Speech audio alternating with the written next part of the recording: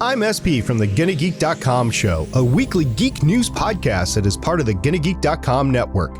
Just like the show you're checking out now, shows on the network are individually owned and opinions expressed may not reflect others.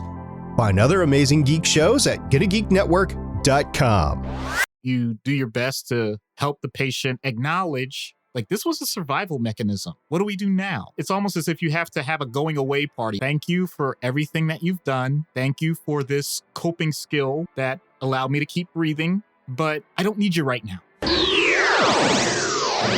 Capes on the Couch podcast is for entertainment purposes only. Dr. Issues is a psychiatrist, but he is not your psychiatrist and does not have knowledge of your individual situation. For any personal mental health concerns, please consult your own healthcare providers. For medical emergencies, please call 911 or the designated number in your area immediately. Remember that you are not alone and help is out there. Hello and welcome to Capes on the Couch, where comics get counseling. I'm Anthony Sitko. And I'm Dr. Issues.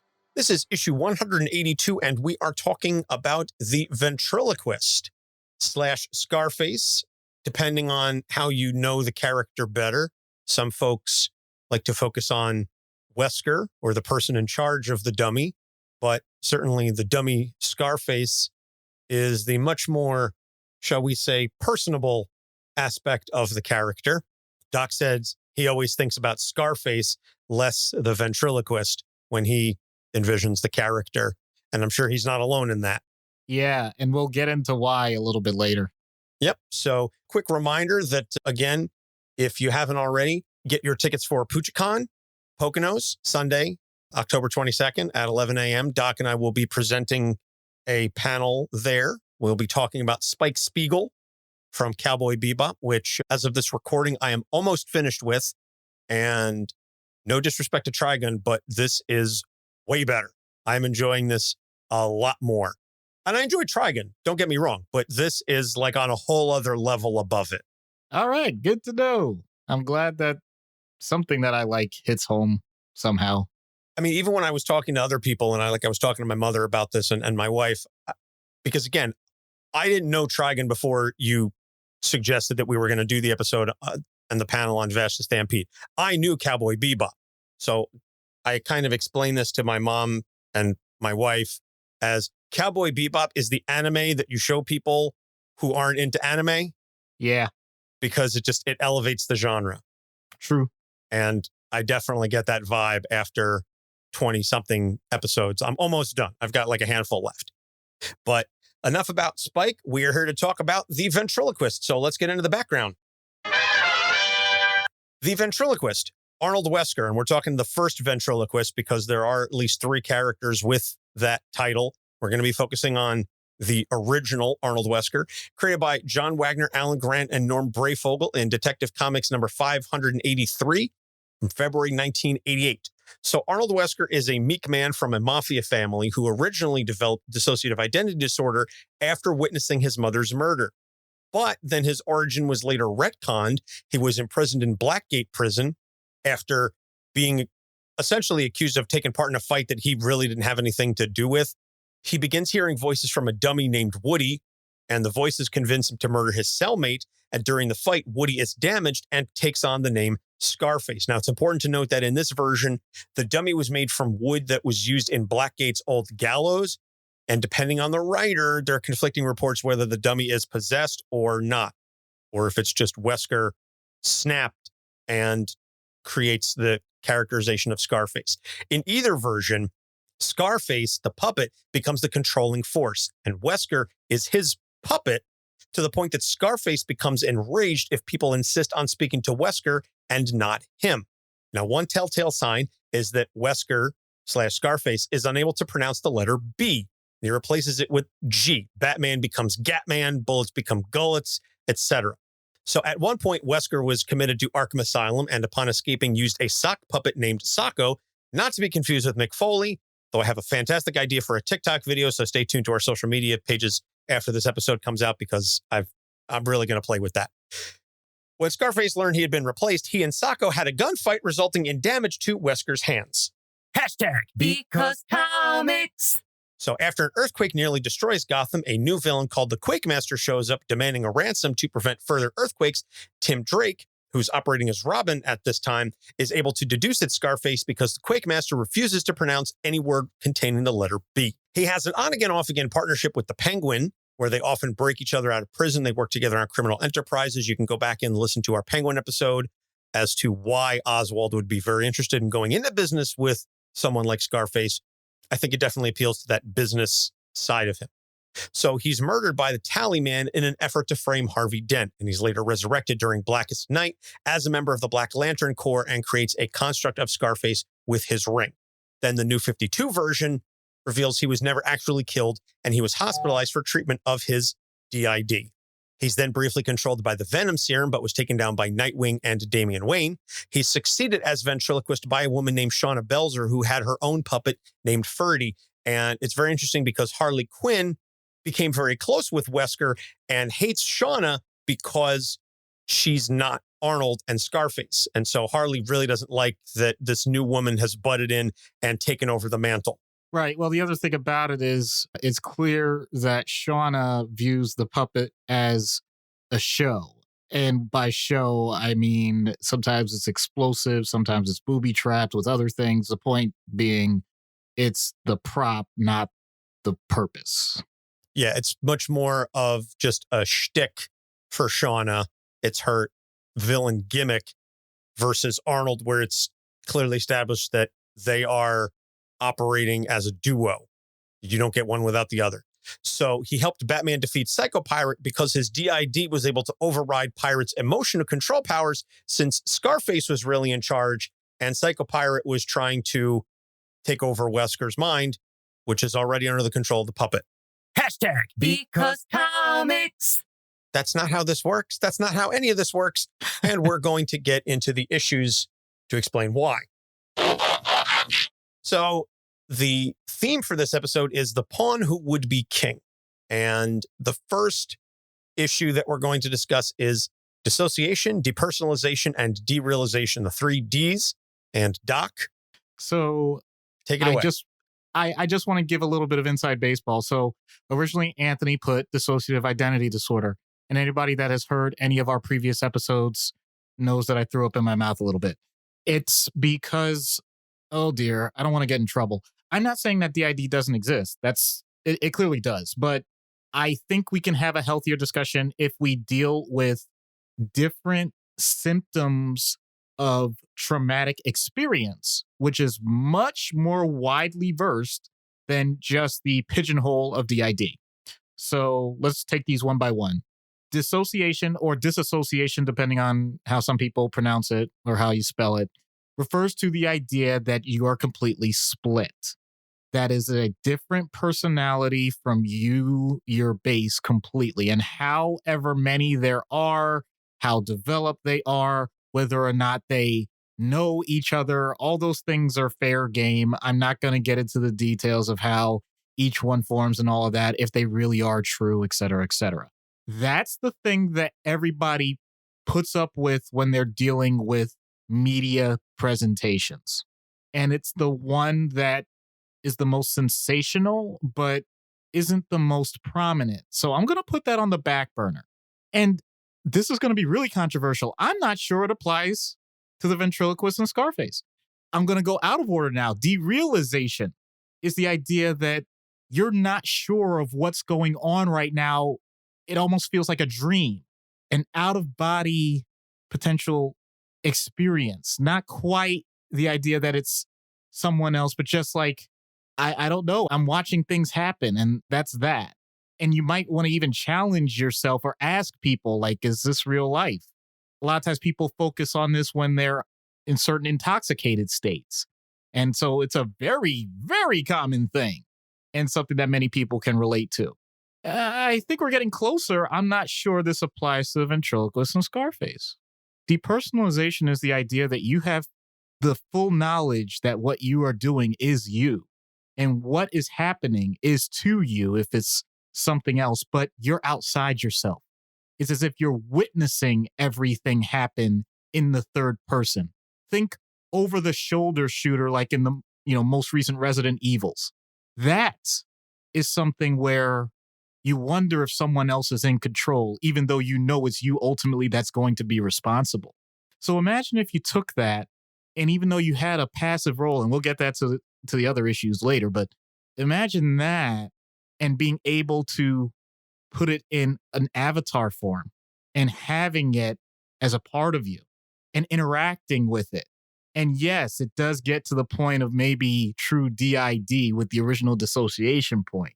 But doesn't that make a lot more sense if you're saying that this thing that is directly connected to you is giving orders and has ambitions and things that you're going to benefit from, even if you, from a personality standpoint, in terms of your timidity or other things that you want to be thinking about, aren't going to take the lead on? I think that makes more sense. And I think this is up for discussion. I'm not saying that I'm the authority on this. I'm just saying when you put it in that perspective, I think that's the closest that we would use to discuss something like Scarface and the Ventriloquist. Interesting. I confess I have obviously not read every Scarface ventriloquist story, and I also haven't read the full extent of psychological evaluations on Scarface/ventriloquist. I suppose maybe this is something where we could get Dr. Langley back on the show to talk about whether or not DID or depersonalization or derealization would be a more accurate assessment of someone like it. Maybe we'll reach out to Dr. Langley and see, maybe we'll get you writing a chapter in a future book. Yeah, with my average of 60-hour work weeks. That's what I want right now. Well, listen, we can't let Ben from Popcorn Psych take all the guest credits. We got to get in there somewhere. To your point, originally put in there DID just because that seemed to be, from what I had read and everything that was online, one of the biggest issues. Right. I think but it's your because take on it obviously does make a lot more sense. Well, it's nuanced. I mean, it's not because, I don't think because anybody thought that DID is wrong, and I don't think DID is wrong. I'm saying let's just parse it out a little bit more. We have the obvious trauma history that would lead to some form of these types of symptoms, but it's like, okay, let's drill down a bit. Now, if you go by the animated series version, it's clear it's DID in the sense that even with the voice recognition they used on the computer in the Batcave, it's amazing. Even the computer identifies it as two different people. So there you go. But having said that, I'm just pointing out even the way the art is done in the comics, usually the whole point is you have this flat face Wesker and this usually very pop graphic, like stereotypical mobster in one way or another. And some of the cartoons go wild with it. If you ever see the giant Scarface, that's pretty cool. They make sure that, you know there's a difference, but it still leaves that mysterious side of Wesker. Like, what you can't tell me you're a blank slate, dude. There's something going on in that head. Yeah. And again, I think a lot of that, even in the comics, is left up to debate whether or not there's any sort of, dare I say, sentience within Scarface the puppet, or is it really just all Wesker controlling? So it is an interesting concept to see kind of how it's all played out. And, a lot of this, as I said, is left up to the writer and also, in theory, the artist to make that determination. So it's an interesting take. So we'll see how much we can tie in with the subsequent issues. So we'll jump into issue number 2 then, and that's Subordination and the whole issue of who's really in control. Is it Wesker or Scarface? Because if you ask the puppet, the human is the dummy, which is an interesting presentation. Yeah, and to make it relevant to all of us, I'm going to use some very obvious references, as many of you have probably heard before ad nauseum. I like sports, and I'm going to use the idea from a couple of very successful teams. The first one I'm going to use is the San Antonio Spurs. Tim Duncan, 5-time NBA champion, perhaps the greatest power forward of all time. Greg Popovich was their coach. This is a random story, and I'll go ahead and give a random pitch to All the Smoke, which is a podcast. One of the people is Steven Jackson, who was an NBA player. known to be very outlandish and opinionated and confrontational at times. Very different personality than someone like Tim Duncan. But he pointed out when he got relegated to the bench, he was ready to go at Popovich and be like just in his face, like challenge all that stuff. The thing was, Popovich is very militant. I mean, he has a military background, so it's not surprising. But the point was, he yelled at Tim Duncan just as much as any other player. And Steven Jackson even admits, he says, well, Tim Duncan was just taking it. He didn't yell back. He didn't pout. He just went and did his job. And he's like, well, if the greatest player on the team can take it, then I can't say jack. I got to take it. You know, I'm willing to fall in line. And what do you know? The team was successful. So that's an example where I think often, because of what we want to do for individuals with this podcast, yes, we want everyone to be empowered. We want people to do well. So we often focus on leadership. We often focus on individualism. We focus on making sure that you have a voice. And that is important. That is key. But what I also want to make clear with something like this is it doesn't have to be a problem if you are a worker bee. It's not necessarily a bad thing. The other example I was going to give, which is very similar, is, I can't believe is the New England Patriots. It was known that Bill Belichick during film study would, pick on Tom Brady as much as anybody else when there was a mistake on the field. He wasn't given special treatment. He wasn't always made to be the biggest hero. And yet, because he understood, I have a place on this team. And even though I'm incredibly vital, I don't always have to show it that way. So with the relationship, when you have, and it definitely shows throughout the comics and the other forms of media for Scarface, this could easily be laughed at if you had someone like this, a wooden puppet, doling out demands and very dangerous and vicious things to underlings. They could just as easily walk away. And in theory, if you get rid of the puppet and you just see Arnold Wesker standing there, it's like, yeah, this isn't going to work. And yet, because of Wesker's buy-in, whether intentional or not, as part of an illness, it means that you get a lot of gangsters that pretty much go along with what he says. That is an incredible feat. That's almost magic. I'm not saying that even in the fantastical sense. I'm saying that's what we as a society do all the time. That's what delegation is. That's what organizations are. It's the idea that you're willing to say, my opinion, although it matters, and although I have enough self-esteem to recognize that I am important, I am willing to listen to somebody else and take what may be initially instantly gratifying for me and putting that to the side for the sake of other people. And I'm saying all this as a positive. Obviously, there are negatives to it. What happens when it becomes learned helplessness? The idea that you have no control and no say, and your actions don't appear to matter. That's taking it to the extreme. That's taking it to a negative. And that's when you look at the relationship with Wesker and Scarface, that's where it's a problem. Because it seems like Wesker has forgotten to put the original voice behind it to say, yes, I'm doing it this way because it's effective, because I'm a mastermind. In theory, I'm a criminal genius, but it never comes out that way. It literally all comes through Scarface. So that's not great. Then again, being a criminal mastermind isn't great. That's not my point. I'm just saying there's a difference between saying I'm willing to sacrifice for the greater good versus I have no say because I'm no good myself. Yeah, and I do want to just touch on the whole notion that the other gangsters kind of, shall we say, for lack of a better term, fall in line behind Scarface being the one to give orders. These mooks aren't exactly the brainiest, and the mindset in that culture, and I'm not going to go too much into my family history, but I have some distant connections to some folks that may or may not have done some time. It is very much a loyalty-based culture, as well as a situation where you don't want to be the one to stick your head up because it's tall poppy syndrome. Absolutely applies with this kind of culture. So these these random lower level enforcers are not really going to stand up and go, is this guy giving orders through a puppet?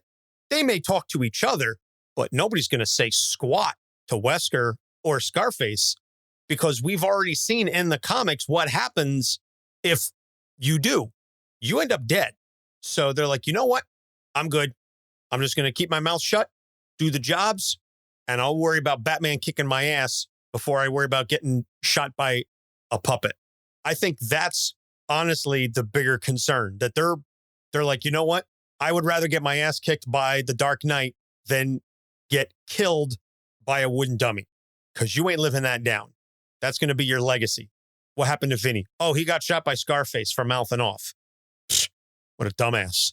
All right, let's go rob this jewelry store and get the money back to the boss. Like, this is where their brains operate. This is the level of thinking that they're at. So they're not going to push back on this at all. So the third issue is masochism. Now, Doc, you put this one in. Again, I confess I haven't read too many Scarface ventriloquist stories, so I'm really going to let you kind of expound on this, but I'm very curious to see where you go with masochism by a puppet. So I want to make this clear. This isn't necessarily for Scarface, and it is beyond a stretch for ventriloquist, but it's a topic that I think is worthy of bringing up in this context. And you do know this, Anthony. How does Scarface talk to Wesker? I want you to answer that. How does Scarface talk to Wesker? Very rudely. Very, ordering him around, telling him, shut up. I'm the boss. You do what I say. Keep your mouth shut, et cetera, et cetera. And has Wesker retaliated against Scarface? Oh, hell no. This goes right back to the original point of dissociation, depersonalization, derealization. Human nature dictates that if you are in an abusive relationship, you have a few options. If you don't have the means to leave the relationship, then you better figure out how to survive it. So you have your thoughts, you have your actions, you have your emotions. You can think negative thoughts about the abuser and have no negative consequence come to you. So that's one way to cope.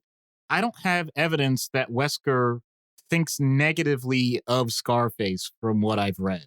And you don't give someone in your own mind carte blanche to do what they want at this level if you don't have a comfort with it. If you have the means, you leave an abusive relationship or you fight back.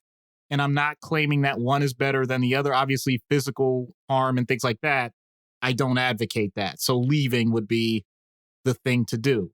From the outside looking in, take the puppet off. You can leave. You can do other things. That's Wesker's choice. I'm not saying, let me make this clear. I am not saying that it's a flippant choice, but it is a choice. Wesker continues with this dynamic, despite having the physical ability to eliminate it completely. So then there's the emotional side to this. Wesker is usually portrayed as timid, meek, anxious, fearful, but sometimes stoic. So no, I can't say that it's true masochism, that he's enjoying this. But I'm saying it's a challenge to figure out then, if his needs are being met by the criminal gains, if he has a level of power from someone doing all of this, he shows no outward emotion towards any of the events that are happening because he has to disconnect in some way, but is still willing to put the energy forth to hold this thing literally in his hands so that it could continue ad infinitum. My hypothesis is that there is some sort of benefit, some sort of joy in it. Does it reach the level of masochism? Maybe not, probably not even, but it's still an interesting topic. And sometimes you just got to put yourself out on a limb. So I was willing to do that because I didn't see much else interesting. What am I going to do? I'm going to talk about Batman again? Come on. Fair enough. I think we've talked about Bruce at length. I mean, hell, we had an entire month devoted to him. You can go back and listen to those episodes. But okay. I mean, it's interesting because I referenced earlier that when Wesker is institutionalized or he's arrested, they take Scarface away. And so when Wesker gets out, he's replaced with Sacco. And then when he does find Scarface, now he's got one on each hand and they shoot each other. And Wesker damages his own hands for the purpose of maintaining the realism, or I'm not entirely certain what would lead to that level of, to go back to the first issue, depersonalization and dissociation with that. But to be able to shoot yourself, each puppet has a gun, and then the puppets shoot each other, but you're actually putting the bullets through your own hands. And only then does it trigger, no pun intended, with Wesker that, oh, geez, I just shot myself twice. Yeah, I don't want to make it sound like it's joy, but it's the idea that this is the way that I'm going to continue with reality as I see fit. Okay, that's fair. Well, in any case, we're going to take a break. We're going to plug a couple shows, and when we get back, we will get into treatment. So stay tuned. Do you love movies and psychology? Do you want to know what it would be like if Batman was in your therapy office? Listen to our podcast, Popcorn Psychology. 3 therapists dissect blockbuster movies, available everywhere you find podcasts. Hey, this is Ken M. Padawan J. Coach Duffy. From the Ocho Duro Parlay Hour podcast. Every week, the ODPH is talking sports, movies, TV, comics, and more. It's always a parlay of topics on each episode. You can find the ODPH on Apple Podcasts, Google Podcasts, iHeartRadio, Spotify, Stitcher, Podbean, and wherever you find great podcasts, such as the one you're listening to right now. Don't forget to check out OchoDuroParlayHour.com, where you can find the links to all of the ODPH social media accounts, links to the bands whose music you hear each week on the show, hashtag 607 podcast info, and parlay points, our companion blog section of the show. Thanks for listening to the ODPH. Now get back to your regularly scheduled podcast. This is Philip Kennedy Johnson, and you're listening to Capes on the Couch. And we're back, so it's time for treatment.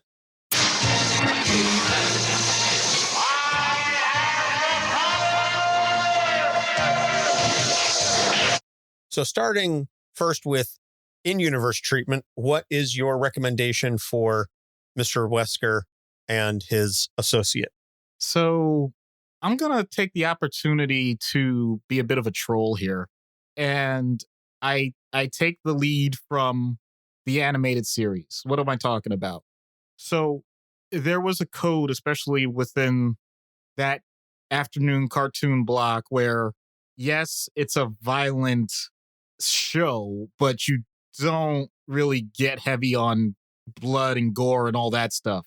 But with a wooden puppet, they went whole hog. You see Scarface get shot up. In one show, not the original animated series, I don't think, but the point is, in one of them, he gets literally ground up into sawdust, things like that. I mean, I'm just talking they go to town, because I feel like the writers and the animators probably just figured that, we could do this. Great. Let's take all of our frustrations out on Scarface.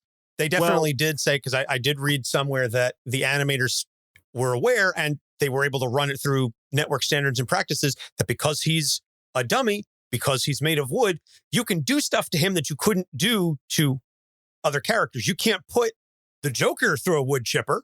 You can't put Killer Croc through a wood chipper, but you can do that to Scarface because he's a dummy. Right. So I don't do that myself, and I'm a psychiatrist. I don't advocate that. I think that Scarface needs to be treated. Now, I can prescribe things to Scarface, and so I can give pills. It just so happens the types of pills that I give, they might be interesting. I'd have to make some of them opaque so he can't see the termites inside. I might give some that kind of cause wood rot, fungi, different spores. I might, give a larvae that becomes a tapping beetle that produces a knocking sound. So the next session he has a headache and doesn't know where it's coming from. Just the types of things that are twofold. One, obviously it damages the dummy, but also it actually has a physical effect. And if it gets to the point that it can't manually function, it leaves Wesker with less to go on outside of himself. And he has to start confronting the fact that this thing, this avatar that you've created is starting to fall apart. And yes, in theory, he can just create another one. But if he's in sessions with me, I can kind of put his feet to the flames. And then if that doesn't work, I could put Scarface's feet to the flames. I saw that coming. I saw that. Oh, I'm going to put his feet to the flames. And then I was like, and he's going to set the dummy on fire. Okay. So out of universe, for lack of a better term, this is very much operating within the realm of reality. There's no powers here. Oh, yeah. I mean, unless you kind of are of the mindset that the dummy might be possessed. No. But otherwise, this is very real. Yeah, forget that. I mean, I deal with plenty of patients that have significant trauma. And even if they don't qualify for dissociative identity disorder, plenty of them qualify for bipolar disorder, major depression, PTSD, intermittent explosive disorder. So, yeah, this is very common. And the few things to go over are, of course, what are the triggers? Because hopefully the person isn't permanently in these states. If that's the case, then you need to know what the environments are. Does the environment still exist that is going to repeatedly put this person in this state, or contribute, I should say, because it's a fallacy to say that a single environment or person is responsible for everything that a patient does. That's not fair to any one person. And you want to have the patient be more empowered. That's part of what's happened. The person themselves doesn't feel like they have control of things, so that's why they hand it over to something or someone else. And obviously, as a therapist, we have to be very careful with how we manage that responsibility. But you do your best to help the patient acknowledge, like, this was a survival mechanism. And I'm glad that you survived. But what do we do now? You need to, in a way, it's almost as if you have to have a going away party. I'm exaggerating, of course, but it's, you're saying, look, thank you for everything that you've done. Thank you for this coping skill that allowed me to keep breathing, but I don't need you right now. Maybe I'll call on you when I do need you, but I don't need you in the moment. I don't need you to cause this anxiety. I don't need you to cause these panic attacks or depression or suicidality or all these other things that may be disrupting life right now. Obviously, depending on what the other constellations of symptoms are, this is in conjunction with medication management, but recognizing that the person may not always acknowledge that what you're doing is meant to be beneficial, because it's also scary. You're potentially taking away a coping mechanism. And the point is, no, not taking it away. We are making it subordinate. We are actually giving you control now. So no, I'm not saying this is one of those ridiculous media tropes of like, okay, so whenever you get mad, I know the Hulk is the example but you could just pull out this other persona or whatever. Like, no, that nonsense. Just the idea that whoever you are and who you want to be, that can be the thing that's in control now. And we'll look to show you how. Okay. That's an interesting take. Because as I was going to the out of universe, I was like, oh, actually, there's no powers here. This is a rare case where it could just as easily be the same for both. But I like that you differentiated just to because give it a not little everybody, bit of flavor. Yeah, well, I mean, okay, you know what? This is a great opportunity. So let's say somebody has a surrogate. Let's say they always carry a blanket with them, or they have a stuffed animal, or they have something else that's always with them. It depends on, is that something that even needs to be treated? If someone, for example, carries a 3-foot, 10-pound teddy bear everywhere they go, and so it just disrupts what's going on in modern life, like, you can't always do that. Like, okay, maybe the idea is I don't want to say marginalize, but you do get to some desensitization. Like, all right, instead of a gigantic teddy bear, how about we stick with like a handheld teddy bear? And then after that, how about we give you a bracelet with a teddy bear logo on it? And how about after that, if you wear a regular shirt, but it has a teddy bear sticker on it? And, you get to the point where they don't even need it at all. And they could just think, I remember Teddy and that's all I need. Ultimately you can do things like that as well. Much more, almost true Skinner behavioral stuff. But that's usually not the thing that is important. As important as the underlying emotional responses and thought processes behind them. That's why I went the way I went. Okay. Awesome. Well, I know we don't often do group sessions, but let's see what happens when we get Ventriloquist and Scarface on Dr. Issues' couch. Hello, Mr. Wesker. I'm Dr. Issues. Nope, you're talking to me, Doc. Leave the dummy out of this. Well, at least let me say hello first. Shut your yaff and let me do the talking. The less you talk, the faster we can break out of here and get back to business. I love vaudeville as much as anybody, but... Well, that explains your practice. Hey, this is a serious establishment. Are you going to talk to me or not? Aye is right. Sheesh, you going to take the hint, Shrinky Dink? This mug is useless without me. On the grains of this operation. That's how I keep making bread. Fine. Tell me, what can I do for you? Can you crack safes? No. Can you crack heads? No. Knock around guy? Gag man? No and no. Is your office a good place to do laundry if you catch my drift? I'm not doing anything illegal for you. And you're a waste of space just like this guy over here. He's the reason you could talk at all. You watch your mouth. You're on thin ice, capiche? Mr. Wesker, are you going to stand for this? He doesn't have to. That's why he's sitting down. And you're going to be laying down for a dirt nap if you don't keep your eyes on me. You don't have any weapons. That Tommy gun is a toy. I'm not stupid. Yeah, that may be, but my noggin is like taking a Louisville slugger to the jaw if you're not prepared. If you're so bright, have you figured out a way to resolve your anger without resorting to violence? Resort? You're damn right I resort. A hideout full of moonlaw and the screams of my enemies make crime a vacation. Is that what Wesker wants? Who gives a damn what he wants? I do. And if this is you, Arnold, then I'm willing to work with you in this unique arrangement. I'm confused. Are you talking to me or him? Yes. Oh, you're a slick one, ain't you? But there's no one else you need to talk to.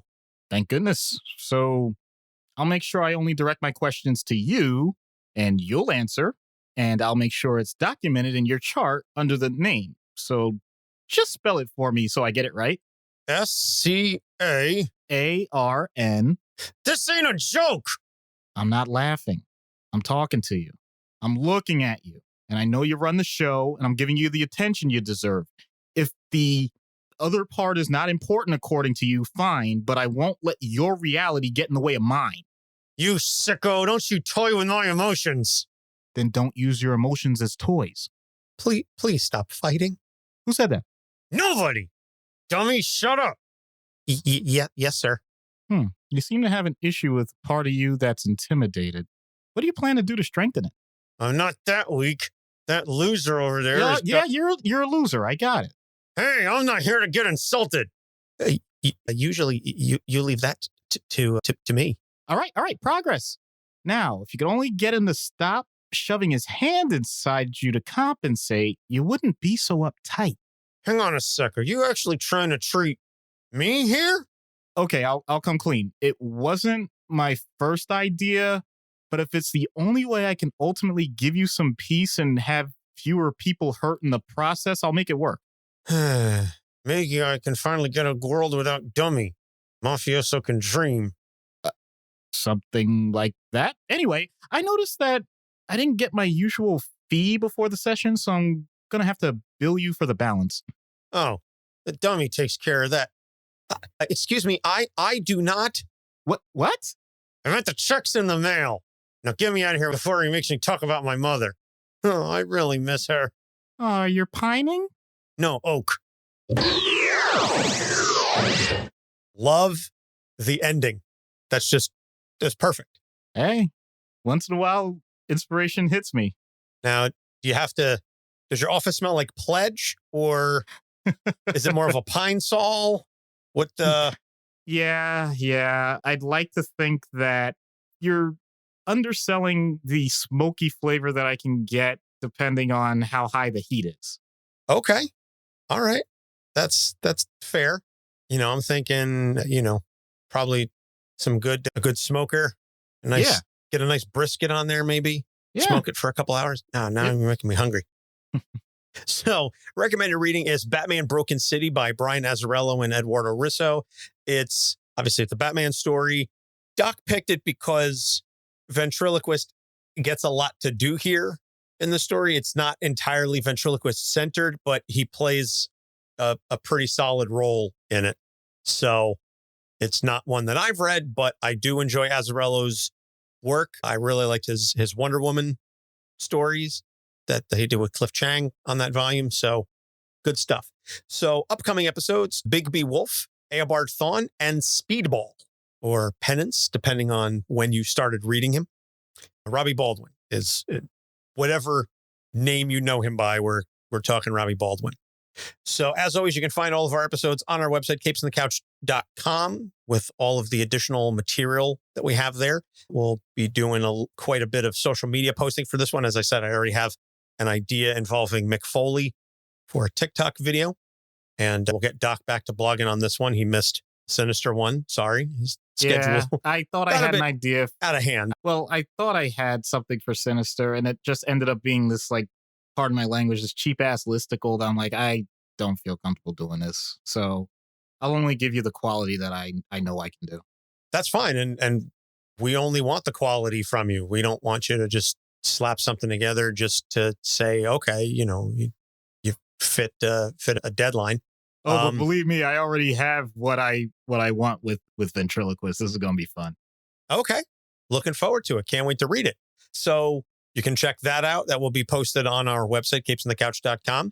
And the rest of the social media pages, Facebook, Instagram, Twitter, TikTok, and Threads, all at Capes on the Couch. I refuse to call it X. It's Twitter, and it will be Twitter until the day I die. Even Elon has called it Twitter.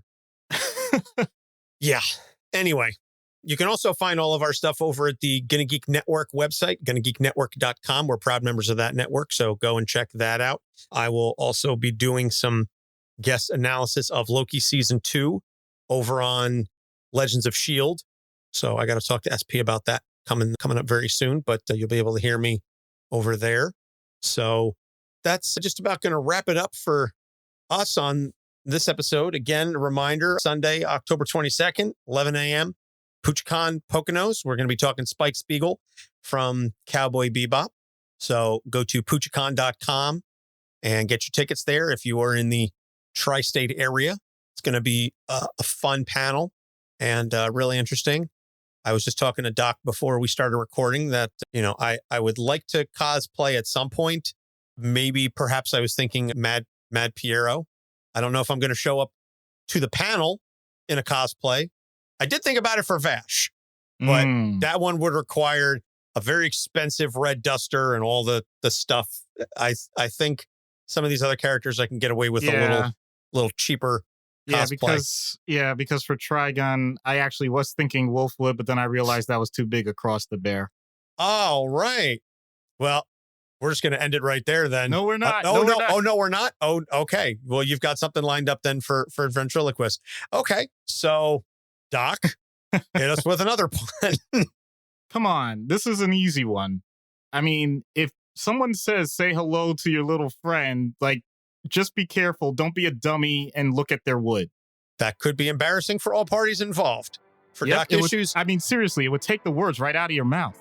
For Doc Issues, I'm Anthony Sitko. Thanks for listening. We'll see you in 2 weeks. Capes on the Couch podcast is for entertainment purposes only. Dr. Issues is a psychiatrist, but he is not your psychiatrist and does not have knowledge of your individual situation. For any personal mental health concerns, please consult your own healthcare providers. For medical emergencies, please call 911 or the designated number in your area immediately. Remember that you are not alone and help is out there.